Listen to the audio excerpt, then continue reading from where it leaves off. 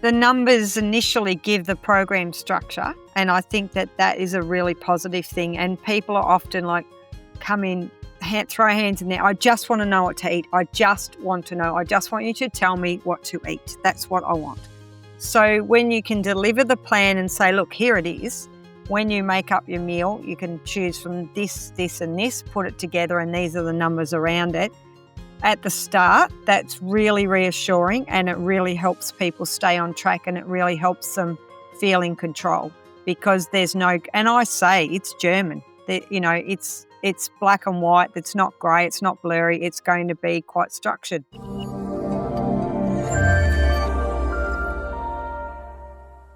Welcome to the Metabolic Balance Stories podcast. This is where we share real stories and insights to help you on your journey to optimal health with personalised nutrition and metabolic balance.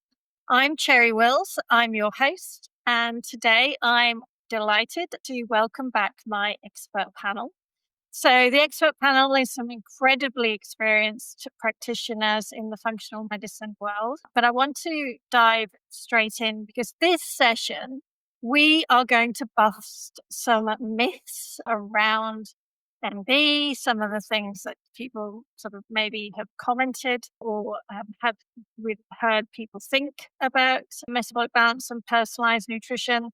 And so, we're going to get straight into some of these questions and comments that we've received. So the first one that I want to put out there is that with a metabolic balance nutrition plan, people can be eating low calories.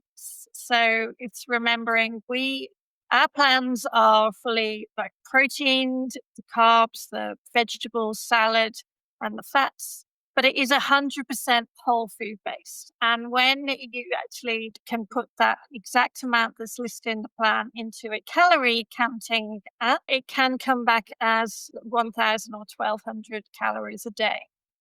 Now, who would like to jump in first about calories? Should we go straight to Alex? Hello, Alex. So lovely to have you back. Thank you. What would you say about counting calories when we're talking about whole foods? It's very flawed science. Well, it's not flawed science, but it's dated science. And certainly the research has been updated. But I think with calorie counting, people feel in control. And some people need to feel in control. And it's a great way to sell other eating plans, right? So I think that's why it persists.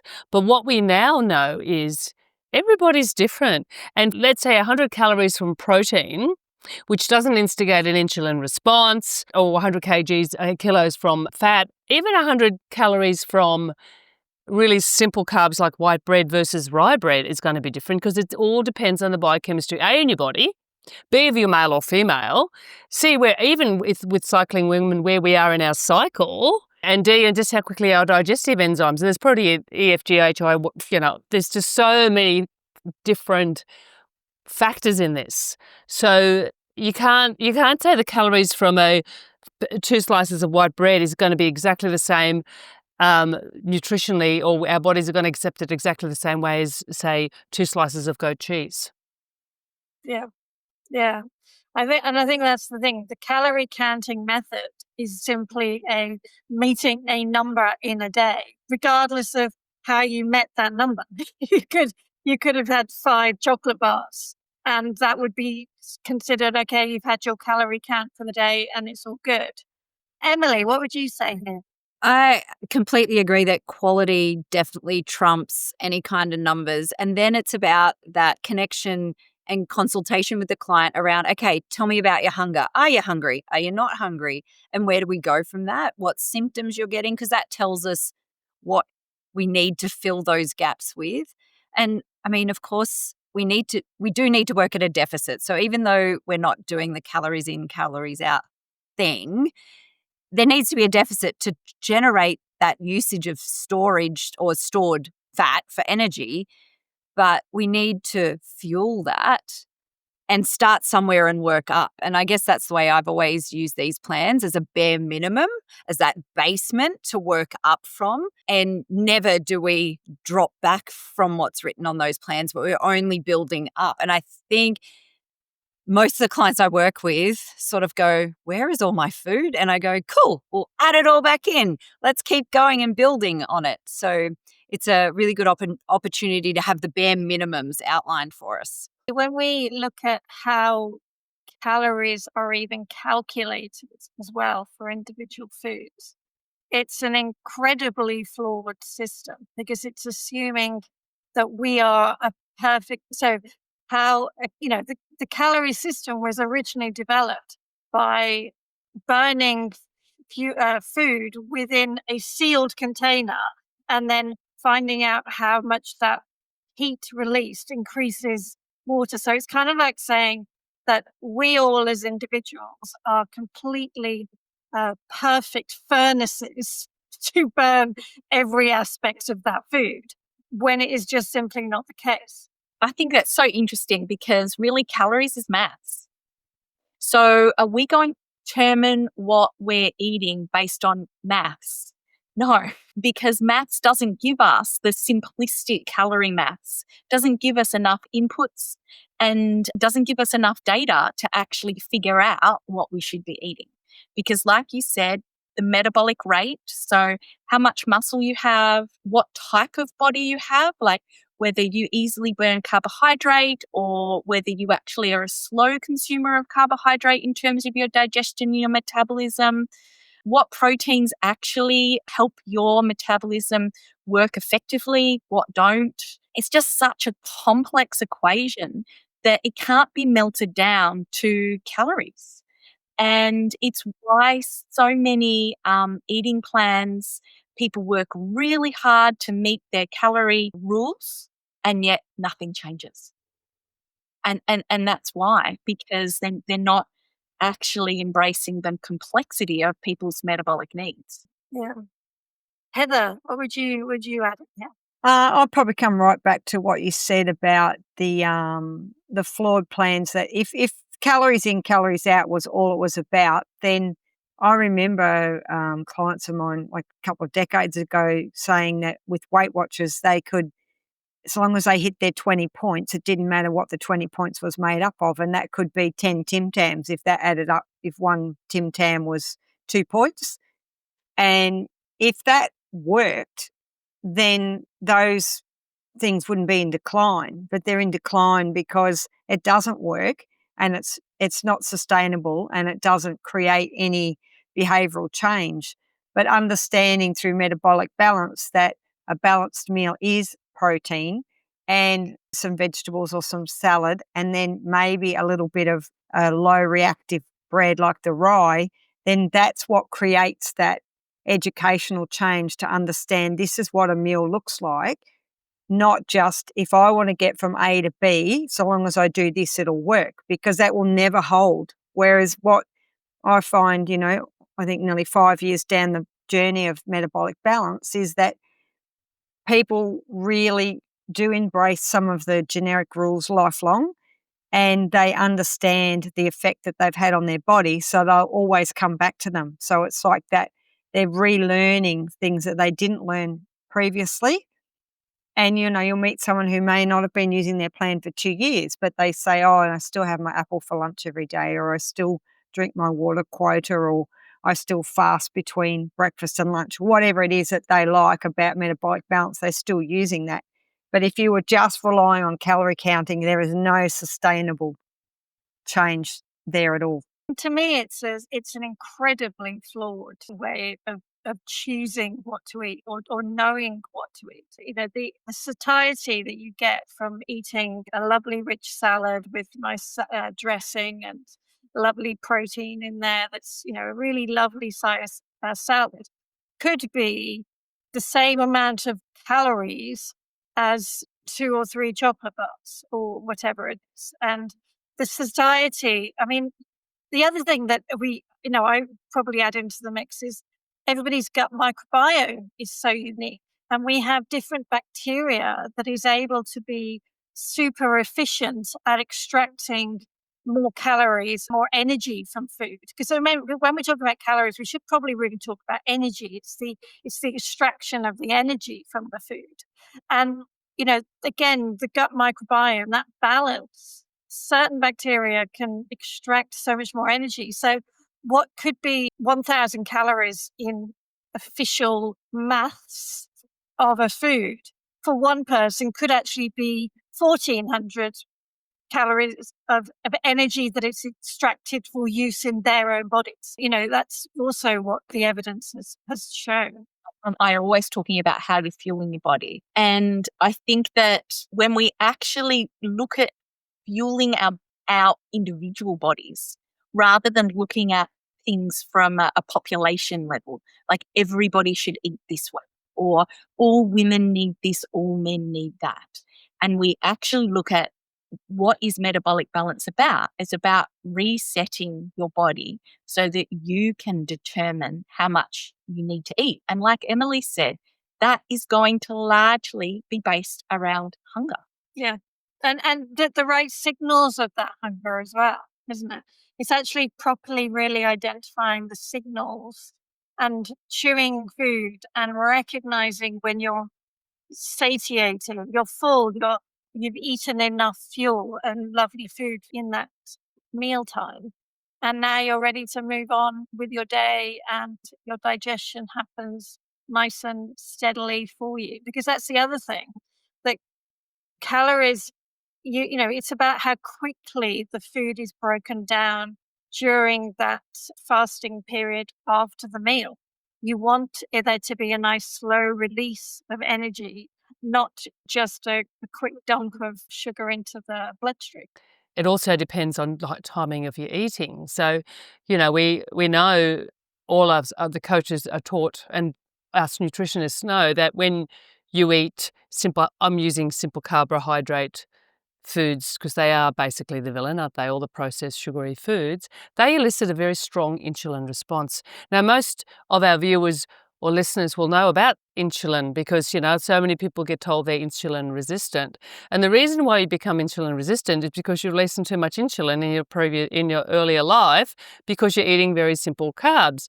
So that's one thing. But if we have our protein first, as we teach our clients, you're going to blunt that insulin response. So you're going to get satiety longer throughout the in between meals. And I think that is really important too. So even the timing of your meals, which we of course teach our clients, because we could say, oh, here's your food. And you go, oh, what do we do first? We reach for the bread roll. We reach for the bread. Boom. Insulin dumps in the system, grabs it all out. And then the protein sort of chugs along and ferments a bit, and next minute we're hungry again. So there's this. It's also timing is so important. So following on from sort of this idea of counting calories, which I think we're all in agreement here, is a very flawed system, but is what a lot of dietary plans do. So with metabolic balance, just to clarify anybody who's listening to this, we actually never talk about calories in metabolic balance because we say it's such a flawed system of judging the right foods for an individual that we never do talk about it. I wanted to address the bit that MB is a low-calorie approach because it really isn't when you are looking at the full whole foods that we use. But somebody else has mentioned that metabolic balance is all about numbers. So in quotation mark, it's all about numbers. And so from a sort of an understanding of where this comment might have come from is that we are asking people to weigh their foods in the initial first stages. And also we do need to know the numbers of the clients, somebody's weight and waist and hip and thigh measurements, so their actual body measurements. So we do need to know some numbers in order to do the analysis. So I suppose that might be where this comment is coming from. The numbers initially give the program structure, and I think that is a really positive thing. And people are often like, come in, throw hands in there. I just want to know what to eat. I just want to know. I just want you to tell me what to eat. That's what I want. So when you can deliver the plan and say, look, here it is. When you make up your meal, you can choose from this, this, and this, put it together, and these are the numbers around it. At the start, that's really reassuring, and it really helps people stay on track, and it really helps them feel in control because there's no, and I say it's German, it's black and white, it's not grey, it's not blurry, it's going to be quite structured. And then as the results happen and they feel better and they're releasing weight and they're sleeping better and all the great things we know metabolic balance does, that falls away. So then it's like, well, I know what my lunch looks like. You know, I know how much chicken I'm going to put on my plate. I know which veggies I like. You know, that all falls away. So the numbers thing, people criticizing that is probably people who haven't done the plan, because if they'd done it, they would realize that that's just some structure at the start. It's like anything, learning a language or learning an instrument, you need some guidance at the start, but then it very quickly becomes quite automated for the person and they really understand and frequently feedback that I had no idea about portions. That's visual. It becomes the visual for them. They know how many blueberries to tip in and within reason. Like, you're not going to measure your blueberries, but they know, okay, that's what it sort of looks like. So yes, there are numbers involved, and the weighing people and measuring people, if you're critical of that, that's a bit like everyone getting a ribbon in the race. Like, it's reality. Reality is, if you want change, something has to change. And if you want to measure change, you have to measure it. So you can't have this perfect, let's not offend anyone, let's not say, look, your waist measurement's way bigger than it should be, if the end result is a positive change in that human being. So face facts, it is a fact, and they are part of the plan, and it's what drives people to keep their appointments and come in and assess their progress. And often the numbers need explanation. You know, if I measure fat mass and muscle mass every single visit with metabolic balance clients. So sometimes it's like, hey, your waist measurements come down and your muscle mass has gone up. This is fantastic. This is what we want. And the fat mass has reduced anyway. So it's letting them understand that it's not just the number. What's the number mean in the big picture? So yes, the numbers are there, but they're very beneficial in my opinion. It's information at the end of the day to teach. Yeah. Aralina, what would you say here? I think it's really interesting. I have some clients and they're structure freaks. So they love measuring their food because it gives them certainty. They love the ability because the meals can increase in size and you need to know how to increase them.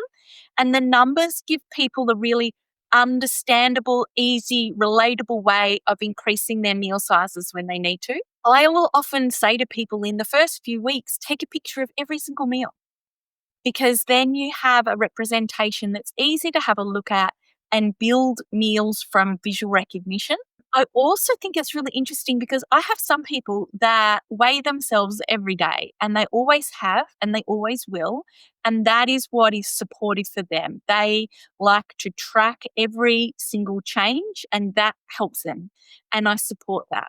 And then I have other clients, I do all of their measurements and their weight, and I do not let them know any of it. Because for them, knowing any of that information is unhelpful and it really sets them back mentally. So I just hold all of that within my own practice and I do that for them, and we never talk about weight ever because for them it's unhelpful. And what I love is metabolic balance works perfectly for both groups. And because you're the practitioner delivering it, this isn't just sort of some information that somebody needs to digest themselves. Somebody can show up to any of us and say, hey, knowing my figures doesn't help me. And any of us would be able to work with them, and they need never really look at numbers. And I work with quite a few patients that are recovering from eating disorders, and I will get them to make each meal once and take a photograph of it, and then they never weigh it ever again. They just get the ratio, the look of the meal right, and that's all that they need to do. There is another comment that we've had recently that metabolic balance encourages disordered eating or unnecessary restriction. So, Emily, what would you say about that comment? People get very emotive around food. And I think we're in a society where eating and treating your body really poorly is now normal.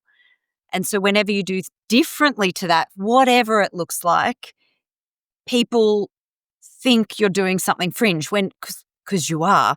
Metabolic balance has structure for all the reasons that we've explained, and it is structured to help people move forward. And then what that looks like long term is a pattern that can be molded into the person's new normal. So the disordered part is probably pushing a little bit of limits on what metabolic balance is, but it definitely creates structure that's needed to help reset everyone's metabolisms, get them working better, and to guide people into what their new normal needs to be for them to be well, just like we're saying about what a plate of food looks like for people. So it's a funny space, this orthorexia kind of thing that's come up now, because having KFC a couple of times a week is so normal for a lot of people. So doing differently rubs people the wrong way. So just to clarify, so you mentioned orthorexia. Orthorexia is this often obsession. It's a form of eating disorders where you only want to eat what you consider to be purely healthy food, and you become very obsessed with that approach.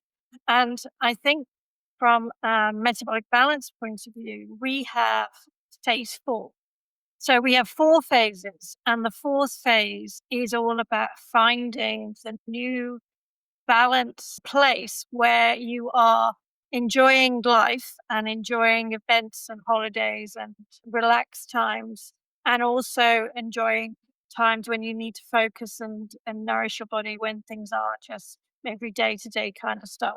So we are about really finding the genuine balance in that space. Like Heather said, there are so many shades of grey. The plan on the page is theory-based. It is black, white, strict guidelines. But I think the coach is where we bring in those shades of grey to truly personalise it for each client and talk to them about what they've got going on, what's important for them, what situations they've got going up, and how to best approach those and set goals personally for those people that they can achieve and move towards, rather than setting black and white goalposts that we know they have to go towards or else they fail. And it doesn't work like that. And that's what coaching's all about. And I agree. And sometimes you've got to really adapt the plan to meet the person where they're at. We have done metabolic balance with FIFO workers who are prepping 2 weeks of meals before they go out to a mine site and nailing it. We've done it with truck drivers, interstate truck drivers doing long haul truck driving. And just yesterday I was talking to an air hostess. Flight attendant? That's the one. She goes to Europe and US and all sorts of things. And there's no way they can do it, like Emily said, black and white. So it has to be this modification under the supervision of a coach to make that work for somebody with extreme shift work lifestyle. But most times you can find a way around all of those things for people. And, if they're in the outback, there's multiple things on the food plan they just cannot get. There's just no way known they've got access to it. So again, it's that modification. Say, ideally we'd be doing this, but let's change it to this because that's what you've got access to. I really love that idea. I think I heard it from you, Cherry, about a picnic blanket. So metabolic balance gives you a range of foods that are metabolically supportive for you. And you can think about those foods like your picnic blanket. But nobody said at the botanical gardens that you couldn't rove around and eat off everybody else's picnic blanket too. But it's all about knowing what your picnic blanket has on it and knowing that they're the foods that support your metabolism. So you want to come back to your blanket regularly. Yeah, and I think that's the key, because the core component of everything that what metabolic balance is, it's an objective analysis of somebody's metabolic health from their blood tests, that then we take that functional health picture, identify nutrients that could benefit that client, and then find the right foods. And that is the food list. So it is the food list that's the real key. That's essential. And then that food list can be eaten from in the way that really, under the guidance of the coach, that can actually then get the results that that client needs. So I always say everything about MB, apart from the food list for the period of change. So whilst we want change, you've got to stick to the food list. But all the other aspects, whilst we keep them as the strong pillars and the strong structure, they actually can be molded to fit the lifestyle. And that's where the coach fits in, right? And that's where the coach comes in. They're there to support you, not to restrain you. And they're there in a very real sense initially so that you can feel their impact. And then in the long term, then nobody's forcing you to do anything. You're just following those guidelines because they make your body feel good. And I had one client where her only goal was, I'm a highly social person, she said, and I want to be able to eat out regularly and enjoy myself. And at the moment, whenever I eat out, I do not enjoy myself. I feel terrible after eating out. So she ate metabolically when she was at home because she ate out 3 or 4 times a week. And for her, metabolic balance was a success because when she ate out, she knew the best meals to pick for herself that made her feel good. And B, she stopped having to worry about feeling terrible the next day. And what I love is that metabolic balance can be adjusted to meet the needs. Like that could be your goal. Or I have other clients that want or need to lose 30 kilos of weight and are diabetic. And the plan is going to be implemented really differently, and their goal is completely different, but the same plan, or obviously they've got their unique plan, but the same general structure works in both cases. The other question or the other comment that we had was it's difficult or extreme to maintain, particularly during holidays and events. Emily, what would you say around that? I think absolutely what we've said about it gives you structure around what foods to pick when you can't be perfect. So you get this really nice idea of what options are going to sit best with you so you don't feel terrible. But I think the whole point of metabolic balance is to build resilience and healing. So what we're also doing is getting people's bodies strong and resilient so that when they eat foods that are challenging for their body to process, their body has the gusto to get through it and get over it, So we're building on both sides of the fence in that we're not getting that exposure to the terrible stuff that doesn't work for some people's bodies, but also making their bodies much stronger and more resilient. So it helps with both sides of that. Yeah, because we can't always be perfect. We're very realistic, pragmatic practitioners, and we have to find a realistic framework and a place to manage things to be able to enjoy life in general. Yes.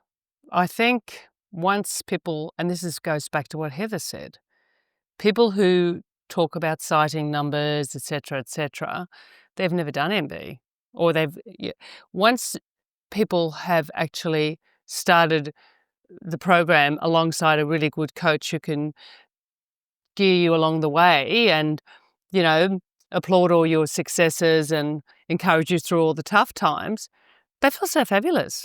They lose inches. That's very bad, isn't it? Centimetres. I actually have quite a lot of, because I do online mostly, clients who don't want to measure themselves or weigh themselves, but they're really excited to tell me their belt's gone in 2 notches. So it works. Pragmatically, metabolic balance works. People feel better. They lose centimetres. They have more energy. They decrease their inflammation. So they will come back to it. At the end of the day, they come back to it. So it works. I think that's it. Because if you work out what your metabolic good enough is, it's enough. And there's no perfection actually required for metabolic balance to work. And that's one of the things I love about it the most. Yeah. It's about really adapting the plan to that person for the long term. I'm just not really aware of any other dietary program or guidelines that truly wants to get somebody into how are you going to manage and have a great lifestyle for the next 20, 30 years. I mean, that's ultimately the goal of phase 4. And then navigating all the 4 phases is being able to really understand when do you lean into more of that focus structure, and when can you relax out again, and when do you learn different ways, and how do you tweak and adapt it. And this is all the learning that happens as you're in that initial change period working with your coach. And the coach is your coach is only there while you're learning and when you need them. Ultimately, we really want them to graduate, do we not? We want them to graduate and not need us. One thing that I notice is if I speak to somebody a year or two after they've done a 3 or 4 month MB course with me, I noticed initially that they would often say, "Oh, I'm not eating metabolically." And I'll go, "Oh, really? Tell me what you're eating." And then they would go on to basically describe phase 4. So they didn't feel like they were limited in any way. In fact, what I understood them to be meaning was I now just eat what I feel to eat. But when I sort of held that coaching space for them, they realized that the way that they now eat had completely transformed, and what felt just natural, normal, and completely unrestricted was actually following their metabolic foundations and also enjoying themselves in combination. And enjoying then the health benefits that being metabolically balanced and healthful actually provides to the human body. And just feeling like, and this is me, I just eat. That's often what I've noticed people will say a few years after doing metabolic balance, and if they're maintaining the core principles, they'll often say, "Oh, well, I just eat." And that's the beauty of it long term, isn't it? That's one of the most successful weight loss, if I'm allowed to use that term, very old-fashioned term, program in the world to date. Because when you do metabolic balance, you get taught how to eat properly, when to eat, what's the best foods for you, because we've had discussions ad nauseum about one man's food is another man's poison. And, it's so successful long term, this program. And I think it's all of, it's anybody who says, again, if they probably haven't done it. Or dare I say, haven't been coached adequately. Yeah. And it is about the teaching. And there's that wonderful quote that I always love talking about, Picasso, the abstract artist who did not paint within rules, but he's quoted as saying, "You learn the rules like a pro so you can bend them like an artist." And I think that just sums up, you learn a great structure of nourishing your body. But then actually you can appreciate at different times when you need to be a little artistic with the interpretation, but you're also not breaking anything that causes the body injury, damage, and ill health. You're actually staying within a nice framework of just being resilient and respectful to what we need to do and how we nourish our bodies. I studied music as a child, so I think of phase 2 as scales. So you're learning all the individual components, and phase 3 as songs. So you're really getting out there and going, what works for me? How do I play this song? And you're bringing it all together. And then phase 4 is jazz. So you are creating a rhythm, but you also play discordant notes. And for my mind, that helps me, and it seems to help my clients as well really understand what they're doing at each phase. What am I doing here? But it's also the flow of the phases that I think people don't always pick up. And that's where I think some of the misunderstanding goes. that the phases have to flow between each other, and then we're gonna have different times where we have to lean in and change things again and go back, and because that's the realistic nature of the human body. We're never going to do anything once. Never going to do anything once and say, right now that's it. My body will be permanently healthy. It's it's laughable. It's a laughable thing to think you could just do like healthy eating once and then you never have to think about it ever again. I mean, that doesn't even make any sense. So that's where, yeah. I've got the gym subscription. Why aren't I getting healthy? To the gym every day for 5 days. That should be me now. No, we have to keep on going. Yeah, we have to keep on looking after ourselves. Just teaches us about real food, and I've been doing MB for a while as a coach and myself. It's still teaching me stuff. Like I find that in times of high stress, I need to be pretty damn on point with my meals. Otherwise, I feel all sorts of awful. But if I'm really high stressed and I've got 40 million balls in the air, but I'm actually eating metabolically, dialing it right back again, I'm good. Just basic stuff like that, and that's life, isn't it? Yeah, that's one of the wonderful things we have. It's also understanding how the phases work is actually why metabolic balance is more freeing, because you don't have to remain in any sort of restrictive phase. You can go out away on holiday and just go with the moment, because you actually know how to reset after the holiday. And you can just attend your family event, because all you need to do is eat your metabolic breakfast the next day. And it's actually the phases and the ability to easily reset yourself without having to go back to your coach, because your coach has taught you how to reset. That is in my opinion, that's one of the beauties of metabolic balance, because that's actually what gives it the freedom. Yeah. Yeah.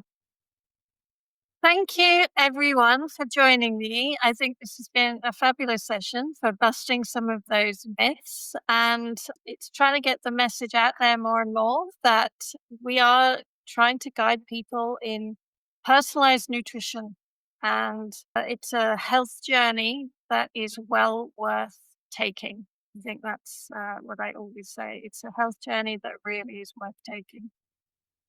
So thank you, everyone. It's been wonderful as always, and I hope everyone listening has found that useful.